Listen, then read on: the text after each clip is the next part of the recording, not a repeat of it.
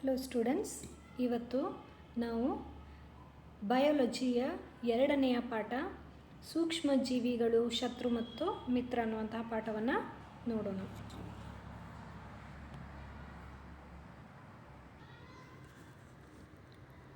ಈ ಒಂದು ಪಾಠದಲ್ಲಿ ಸೂಕ್ಷ್ಮ ಜೀವಿಗಳ ಬಗ್ಗೆ ತಿಳ್ಕೊಳ್ಳೋಣ. ನಮ್ಮ ಸುತ್ತಲೂ ಇರುವಂತಹ ಇತರ ಕೆಲವು ಜೀವಿಗಳನ್ನು ನಾವು ಬರಿಗಣ್ಣಿನಿಂದ ನೋಡೋದಕ್ಕೆ ಆಗೋದಿಲ್ಲ. ಅವುಗಳನ್ನು ಸೂಕ್ಷ್ಮ ಜೀವಿಗಳು ಅಂತ ಹೇಳಿ ಕರಿತೀವಿ. ಮೈಕ್ರೋ ಆರ್ಗನಿಸಮ್ ಅಂತ ಹೇಳಿ ಇಂಗ್ಲೀಷಲ್ಲಿ ಕರಿತೀವಿ, ಹೌದಾ? ಸೊ ನಮ್ಮ ಸುತ್ತಮುತ್ತಲೂ ಇರುವಂತಹ ಬರಿಗಣ್ಣಿಗೆ ಕಾಣದಂತಹ ಜೀವಿಗಳನ್ನು ಸೂಕ್ಷ್ಮ ಜೀವಿಗಳು ಅಂತ ಹೇಳಿ ಕರಿತೀವಿ. ಇನ್ನು ಈ ಸೂಕ್ಷ್ಮ ಜೀವಿಗಳು ಪ್ರಮುಖವಾಗಿ 4 ಪ್ರಮುಖ ಗುಂಪುಗಳನ್ನು ಇವುಗಳನ್ನು ಮಾಡ್ತಾರೆ. ಅವುಗಳಲ್ಲಿ ಮೊದಲನೇದಂತಂದರೆ ಬ್ಯಾಕ್ಟೀರಿಯಾ, ಶಿಲೀಂಧ್ರ, ಪ್ರೋಟೋಜೋವಾ, ಶೈವಲಗಳು ಅಂತ ಹೇಳಿ ಕರಿತೀವಿ. ಇನ್ನು ವೈರಸ್ಗಳು ಕೂಡ ಸೂಕ್ಷ್ಮ ಗಾತ್ರದ್ದೇ ಆದರೂ ಕೂಡ ಇವುಗಳನ್ನು ಸೂಕ್ಷ್ಮ ಜೀವಿಗಳು ಅಂತ ಹೇಳಿ ಕನ್ಸಿಡರ್ ಮಾಡೋದಲ್ಲ, ಹೌದಾ? ಈ ಸೂಕ್ಷ್ಮ ಜೀವಿಗಳಿಗಿಂತ ಇವು ಭಿನ್ನವಾಗಿರ್ತವೆ. ಸೂಕ್ಷ್ಮ ಇದ್ದಾವೆ, ಆದರೆ ಇವುಗಳನ್ನು ಆತಿಥೇಯ ಜೀವಿ ಕೋಶದೊಳಗೆ ಮಾತ್ರ ಇವುಗಳು ಏನು ಮಾಡ್ತವೆ ಅಂತಂದ್ರೆ ಸಂತಾನೋತ್ಪತ್ತಿಯನ್ನು ಮಾಡ್ತವೆ. ಅಂದರೆ ಇವುಗಳು ಸ್ವತಂತ್ರವಾಗಿ ವೈರಸ್ಗಳಿಗೆ ಬದುಕೋದಕ್ಕೆ ಆಗೋದಿಲ್ಲ. ಯಾವುದೇ ವೈರಸ್ ಆಗಿರಲಿ ಬೇರೊಂದು ಜೀವಿಯ ದೇಹದ ಒಳಗಡೆ ಇದ್ದುಕೊಂಡು ಏನು ಮಾಡುತ್ತೆ, ಸಂತಾನೋತ್ಪತ್ತಿ ಮಾಡುತ್ತೆ, ಹೌದಾ? ಇನ್ನು ಸಾಮಾನ್ಯ ಕಾಯಿಲೆಗಳಾದಂತಹ ಶೀತ, ಇನ್ಫ್ಲೂಯೆನ್ಸಾ ಇರ್ಬೋದು, ಕೆಮ್ಮು, ಇವೆಲ್ಲ ಏನು ಅಂತಂದ್ರೆ ವೈರಸ್ಗಳಿಂದ ಬರ್ತವೆ. ಪೋಲಿಯೋ, ಸಿತಾಳೆ ಸಿಡುಬು ಇಂತಹ ಗಂಭೀರ ರೋಗಗಳು ಕೂಡ ವೈರಸ್ಸಿಂದ ಬರ್ತವೆ. ಇಲ್ಲಿ ಕೆಳಗಡೆ ವೈರಸ್ನ ಹಲವು ಚಿತ್ರಗಳನ್ನು ನಾವಿಲ್ಲಿ ನೋಡಬಹುದು. ಇನ್ನು ಬೇದಿ ಮತ್ತು ಮಲೇರಿಯಾಗಳಂತಹ ರೋಗಗಳು ಪ್ರೋಟೋಜೋವಾಗಳಿಂದ ಆಗ್ತವೆ, ಹೌದಾ? ಸೊ ಇಲ್ಲಿ ಬ್ಯಾಕ್ಟೀರಿಯಾ, ಪ್ರೋಟೋಜೋವಾಗಳನ್ನು ನಾವಿಲ್ಲಿ ನೋಡಬಹುದು. ಇನ್ನು ಶೈವಲಗಳು ಅಂದಾಗ ಕ್ಲಾಮಿಡೋಮೋನಾಸ್, ಸ್ಪೈರೋಗೈರಾ ಅನ್ನುವಂತಹ ರಚನೆಗಳು ಇಲ್ಲಿ ಶೈವಲಗಳಾಗ್ತವೆ. ಸೊ ಇವುಗಳು ಶಿಲೀಂಧ್ರಗಳು. ಬ್ರೆಡ್ ಮೌಲ್ಡ್ ಅಂದರೆ ಬ್ರೆಡ್ ಮೇಲೆ ಬೂಸರು ಅಥವಾ ಬೂಸ್ಟ್ ಥರ ಬಂದಿರತ್ತಲ್ಲ, ಸೊ ಅದನ್ನು ಏನಂತ ಕರಿತೀವಿ, ಅದು ಕೂಡ ಒಂದು ಶಿಲೀಂಧ್ರ. ಪೆನ್ಸಿಲಿಯಮ್, ಆಸ್ಪರ್ಜಿಲ್ಲಸ್ ಇವೆಲ್ಲ ಏನು ಶಿಲೀಂಧ್ರಕ್ಕೆ ಉದಾಹರಣೆಗಳು.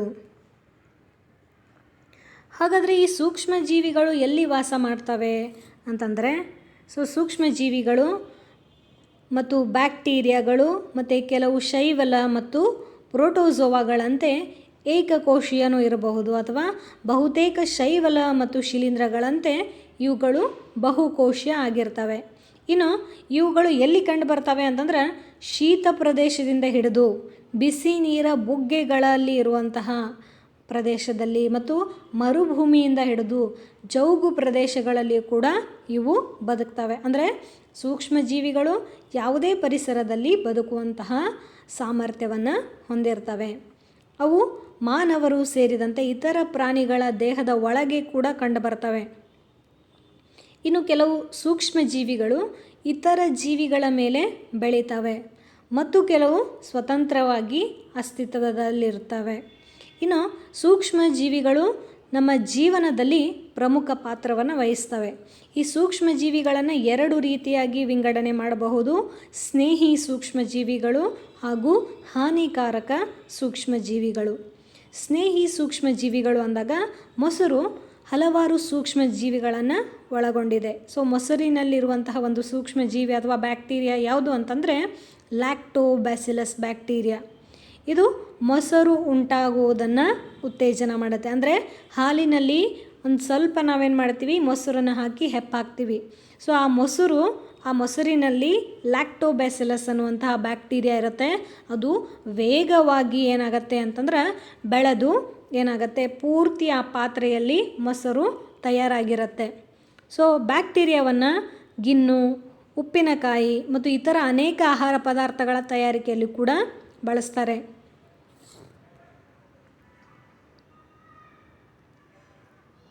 ಸೊ ಇನ್ನು ಈಸ್ಟ್, ಇದು ಕೂಡ ಒಂದು ಬ್ಯಾಕ್ಟೀರಿಯಾ. ಸೊ ಇದು ಕೂಡ ವೇಗವಾಗಿ ಸಂತಾನೋತ್ಪತ್ತಿ ನಡೆಸುತ್ತೆ. ಈಸ್ಟನ್ನು ಎಲ್ಲಿ ಬಳಸ್ತಾರೆ ಹೇಳ್ರಿ ನೋಡೋಣ. ಇದನ್ನು ಬೇಕರಿಗಳಲ್ಲಿ ಬಳಸ್ತಾರೆ. ಮತ್ತು ಉಸಿರಾಟದ ಸಮಯದಲ್ಲಿ ಕಾರ್ಬನ್ ಡೈಆಕ್ಸೈಡನ್ನು ಇದು ಉತ್ಪಾದನೆ ಮಾಡುತ್ತೆ. ಅಂದರೆ ಈಸ್ಟನ್ನು ಕೇಕ್ಗಳನ್ನು ಮಾಡಬೇಕಾದ್ರೆ ಈಸ್ಟ್ಗಳನ್ನು ಹಾಕ್ತಾರೆ. ಅದರಿಂದ ಅದೇನಾಗುತ್ತೆ, ವೇಗವಾಗಿ ಸಂತಾನೋತ್ಪತ್ತಿ ನಡೆಸಿ ಕಾರ್ಬನ್ ಡೈಆಕ್ಸೈಡನ್ನು ಬಿಟ್ಕೊಡುತ್ತೆ. ಇದರಿಂದ ಅದೇನಾಗುತ್ತೆ, ಗಾತ್ರದಲ್ಲಿ ಉಬ್ಬಿಕೊಂಡಂತೆ ರಚನೆ ನಮಗೆ ಸಿಗುತ್ತೆ. ಅಂದರೆ ಕೇಕು ಮತ್ತು ಪೇಸ್ಟ್ರಿಗಳನ್ನು ತಯಾರು ಮಾಡಬೇಕಾದ್ರೆ ಬೇಕಿಂಗ್ ಉದ್ಯಮದಲ್ಲಿ ಬ್ರೆಡ್, ಪೇಸ್ಟ್ರಿ, ಕೇಕ್ ತಯಾರಿಕೆಯಲ್ಲಿ ಈಸ್ಟನ್ನು ಬಳಸ್ತಾರೆ. ಇನ್ನು ವಾಣಿಜ್ಯ ಬಳಕೆಯಲ್ಲಿ ಅನಾದಿ ಕಾಲದಿಂದಲೂ ಕೂಡ ಸೂಕ್ಷ್ಮ ಜೀವಿಗಳನ್ನು ಮದ್ಯದ ತಯಾರಿಕೆಯಲ್ಲಿ ಬಳಸ್ತಾರೆ. ದೊಡ್ಡ ಪ್ರಮಾಣದಲ್ಲಿ ವೈನ್ ಆಗಿರಬಹುದು, ವಿನೆಗರ್ ಉತ್ಪಾದನೆಯಲ್ಲಿ ಸೂಕ್ಷ್ಮ ಜೀವಿಗಳನ್ನು ಬಳಸ್ತಾರೆ. ಈಸ್ಟನ್ನು ಮದ್ಯ ಮತ್ತು ವೈನ್ ತಯಾರಿಕೆಯಲ್ಲಿ ಬಳಸ್ತಾರೆ. ಇನ್ನು ಧಾನ್ಯಗಳಾದಂತಹ ಬಾರ್ಲಿ, ಗೋಧಿ, ಅಕ್ಕಿ ಮತ್ತು ಬೇರೆ ಬೇರೆ ಹಣ್ಣಿನ ರಸಗಳ ತಯಾರಿಕೆಯಲ್ಲಿ ನೈಸರ್ಗಿಕ ಸಕ್ಕರೆಗಳ ಮೇಲೆ ಈಸ್ಟನ್ನು ಬೆಳೆಸ್ತಾರೆ. ಇನ್ನು ಸಕ್ಕರೆ ಆಲ್ಕೋಹಾಲ್ ಆಗಿ ಪರಿವರ್ತನೆ ಆಗುವಂತಹ ಪ್ರಕ್ರಿಯೆಗೆ ನಾವು ಹುದುಗುವಿಕೆ ಅಂತ ಹೇಳಿ ಕರಿತೀವಿ. 1857ರಲ್ಲಿ ಲೂಯಿಸ್ ಪ್ಯಾಶ್ಚರ್ ಅವರು ಹುದುಗುವಿಕೆಯನ್ನು ಅನ್ವೇಷಣೆ ಮಾಡ್ತಾರೆ. ಅಂದರೆ ಸಕ್ಕರೆ ಆಗಿರುವಂಥದ್ದು ಯಾವುದೇ ಒಂದು ಹಣ್ಣಿನ ರಸ ಇರ್ಬೋದು ಅಥವಾ ಯಾವುದೇ ಒಂದು ಪದಾರ್ಥದಲ್ಲಿ ಸಕ್ಕರೆ ಇತ್ತು ಅಂತಂದರೆ ಅದನ್ನು ಆಲ್ಕೋಹಾಲ್ ಆಗಿ ಪರಿವರ್ತನೆ ಮಾಡುವಂಥ ಕ್ರಿಯೆಗೆ ಹುದುಗುವಿಕೆ ಅಂತ ಹೇಳಿ ಕರಿತೀವಿ. ಇನ್ನು ಅನಾರೋಗ್ಯಕ್ಕೆ ತುತ್ತಾದಾಗ ಕೆಲವು ಪ್ರತಿಜೈವಿಕ ಮಾತ್ರೆಗಳಲ್ಲಿ ಮತ್ತು ಕ್ಯಾಪ್ಸ್ಯೂಲ್ಗಳಲ್ಲಿ, ಪೆನ್ಸಿಲಿನ್ನಂತಹ ಚುಚ್ಚುಮದ್ದುಗಳಲ್ಲಿ, ಇಂಜೆಕ್ಷನ್ಗಳಲ್ಲಿ ಕೂಡ ಸೂಕ್ಷ್ಮ ಜೀವಿಗಳನ್ನು ಬಳಸ್ತಾರೆ. ಔಷಧಿಗಳು ರೋಗಕಾರಕ ಸೂಕ್ಷ್ಮ ಜೀವಿಗಳನ್ನು ಕೊಲ್ತವೆ ಅಥವಾ ಅವುಗಳ ಬೆಳವಣಿಗೆಯನ್ನು ನಿಲ್ಲಿಸ್ತವೆ. ಅಂತಹ ಔಷಧಿಗಳನ್ನು ಪ್ರತಿಜೈವಿಕಗಳು ಅಂತ ಹೇಳಿ ಕರಿತೀವಿ. ಯಾವ ಔಷಧಿಗಳು ಏನು ಮಾಡ್ತವೆ, ರೋಗಕಾರಕ ಸೂಕ್ಷ್ಮ ಜೀವಿಗಳನ್ನು ಕೊಲ್ತವೆ ಅಥವಾ ಅವುಗಳ ಬೆಳವಣಿಗೆಯನ್ನು ನಿಯಂತ್ರಣ ಮಾಡ್ತವಲ್ಲ, ಅಂತಹ ಔಷಧಿಗಳನ್ನು ಪ್ರತಿಜೈವಿಕಗಳು ಅಂತ ಹೇಳಿ ಕರಿತೀವಿ. ಇತ್ತೀಚಿನ ದಿನಗಳಲ್ಲಿ ಹಲವಾರು ಪ್ರತಿಜೈವಿಕಗಳನ್ನು ಬ್ಯಾಕ್ಟೀರಿಯಾ ಮತ್ತು ಶಿಲೀಂಧ್ರಗಳಿಂದ ನಾವು ತಯಾರಿ ಮಾಡ್ತೀವಿ. ಕೆಲವು ಪ್ರತಿಜೈವಿಕಗಳಾದಂತಹ ಸ್ಟ್ರೆಪ್ಟೊಮೈಸಿನು, ಟೆಟ್ರಾಸೈಕ್ಲಿನು, ಎರಿಥ್ರೊಮೈಸಿನ್ಗಳಂತಹ ಈ ಔಷಧಿಗಳನ್ನು ಶಿಲೀಂಧ್ರ ಮತ್ತು ಬ್ಯಾಕ್ಟೀರಿಯಾಗಳಿಂದ ತಯಾರಿ ಮಾಡ್ತಾರೆ. ಇನ್ನು 1929ರಲ್ಲಿ ಅಲೆಕ್ಸಾಂಡರ್ ಫ್ಲೆಮಿಂಗ್ರವರು ಬ್ಯಾಕ್ಟೀರಿಯಾಗಳ ಕೃಷಿ ಅಂದರೆ ಬ್ಯಾಕ್ಟೀರಿಯಾಗಳನ್ನು ಬೆಳೆಸಿದರು. ಇದರ ಮೇಲೆ ಅವ್ರು ಏನು ಮಾಡ್ತಾರೆ, ಕೆಲಸವನ್ನು ಮಾಡ್ತಾರೆ. ಸೂಕ್ಷ್ಮ ಹಸಿರು ಶಿಲೀಂಧ್ರಗಳ ಬೀಜಕಗಳನ್ನು ಅವರ ಕೃಷಿ ತಟ್ಟೆಯಲ್ಲಿ ಅವ್ರೇನು ಮಾಡ್ತಾರೆ, ಕಂಡುಹಿಡ್ತಾರೆ. ಆಮೇಲೆ ಇವರು ಏನು ಮಾಡ್ತಾರೆ ಅಂತಾರೆ, ಪೆನ್ಸಿಲಿನನ್ನು ತಯಾರಿಸಿದರು. ಆ ಬ್ಯಾಕ್ಟೀರಿಯಾಗಳ ಮುಖಾಂತರ ಪೆನ್ಸಿಲಿನನ್ನು ಇವರು ತಯಾರಿ ಮಾಡ್ತಾರೆ. ಇನ್ನು ಪ್ರಾಣಿಗಳಲ್ಲಿ ಸೂಕ್ಷ್ಮ ಜೀವಿಯ ಸೋಂಕನ್ನು ತಡೆಯಲು ಪ್ರತಿಜೈವಿಕಗಳನ್ನು ಜಾನುವಾರು ಮತ್ತು ಕೋಳಿಗಳ ಆಹಾರದಲ್ಲಿ ಮಿಶ್ರಣ ಮಾಡ್ತಾರೆ. ಆವಾಗಲೇ ಹೇಳಿದೆ, ಪ್ರತಿಜೈವಿಕ ಅಂತಂದರೆ ಔಷಧಿಗಳು, ಹೌದಾ? ಅನೇಕ ಸಸ್ಯಗಳ ರೋಗಗಳನ್ನು ನಿಯಂತ್ರಣ ಮಾಡಲಿಕ್ಕೆ ಕೂಡ ಇವುಗಳನ್ನು ಬಳಸ್ತಾರೆ. ಇನ್ನು ಲಸಿಕೆಗಳು. ಈಗಾಗಲೇ ನೀವು ಕೇಳಿರಬಹುದು, ಸತ್ತ ಅಥವಾ ದುರ್ಬಲ ಸೂಕ್ಷ್ಮ ಜೀವಿಗಳನ್ನು ಬಳಸ್ಕೊಂಡು ಲಸಿಕೆಗಳನ್ನು ತಯಾರು ಮಾಡ್ತಾರೆ. ಆ ಲಸಿಕೆಗಳನ್ನು ಆರೋಗ್ಯಕರ ದೇಹದಲ್ಲಿ ಸೇರಿಸಿದಾಗ ಆ ದೇಹ ಸೂಕ್ತವಾದಂತಹ ಪ್ರತಿಕ್ರಿಯೆಗಳನ್ನು ಉತ್ಪಾದನೆ ಮಾಡ್ಕೊಳುತ್ತೆ. ಅಂದರೆ ಈ ಸತ್ತ ಸೂಕ್ಷ್ಮ ಜೀವಿಗಳನ್ನು ಯೂಸ್ ಮಾಡಿಕೊಂಡು ಏನು ಮಾಡಿರ್ತಾರೆ, ಲಸಿಕೆಗಳನ್ನು ತಯಾರು ಮಾಡಿರ್ತಾರೆ. ಆ ಲಸಿಕೆಗಳನ್ನು ಒಬ್ಬ ಆರೋಗ್ಯವಂತ ವ್ಯಕ್ತಿಯ ದೇಹದಲ್ಲಿ ಹಾಕಿದಾಗ ಅವರ ದೇಹದಲ್ಲಿ ಆ್ಯಂಟಿಬಾಡೀಸ್ ಕಾಯಗಳು ಏನಾಗ್ತವೆ, ಉತ್ಪತ್ತಿ ಆಗ್ತವೆ. ಅದೇ ರೀತಿಯ ಸೂಕ್ಷ್ಮಜೀವಿ, ಜೀವಂತ ಸೂಕ್ಷ್ಮಜೀವಿ ಬಂದಾಗ ಅದರ ವಿರುದ್ಧ ಹೋರಾಡೋದಕ್ಕೆ ಸಹಾಯ ಮಾಡುತ್ತೆ.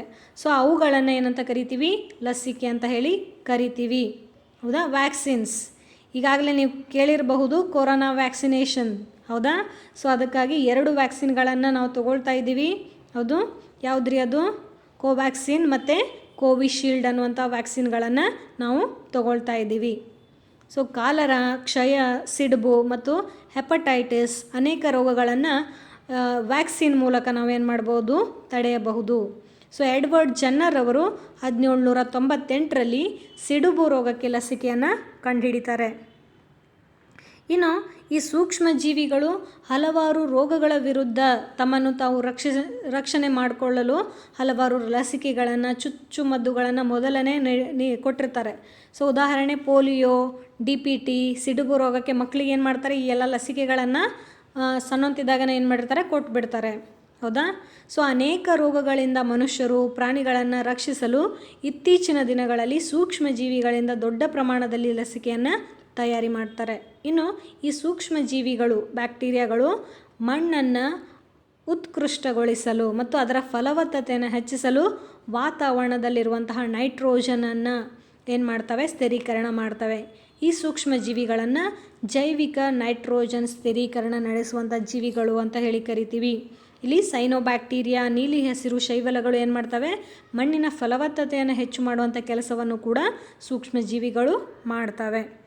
ಸೊ ಪರಿಸರವನ್ನು ಸ್ವಚ್ಛಗೊಳಿಸುವಂಥ ಕಾರ್ಯವನ್ನು ಕೂಡ ಇವು ಮಾಡ್ತವೆ. ಸಸ್ಯ ತ್ಯಾಜ್ಯಗಳು, ತರಕಾರಿಗಳು, ಹಣ್ಣುಗಳ ತ್ಯಾಜ್ಯ ವಿಲೇವಾರಿ, ಗುಂಡಿಯಲ್ಲಿ ಹಾಕಿದಂತಹ ನಂತರ ಅದನ್ನು ಏನು ಮಾಡೋದು, ಅವುಗಳನ್ನೆಲ್ಲ ಏನು ಮಾಡೋದು, ಗೊಬ್ಬರವಾಗಿ ಪರಿವರ್ತನೆ ಮಾಡುವಂಥ ಕೆಲಸವನ್ನು ಸೂಕ್ಷ್ಮ ಜೀವಿಗಳು ಮಾಡ್ತವೆ. ಇದಿಷ್ಟು ಸ್ನೇಹಿ ಸೂಕ್ಷ್ಮ ಜೀವಿಗಳ ಬಗ್ಗೆ ಮಾಹಿತಿ. ಇನ್ನು ಮುಂದಿನ ಕ್ಲಾಸಲ್ಲಿ ಹಾನಿಕರ ಸೂಕ್ಷ್ಮ ಜೀವಿಗಳ ಬಗ್ಗೆ ತಿಳ್ಕೊಳ್ಳೋಣ.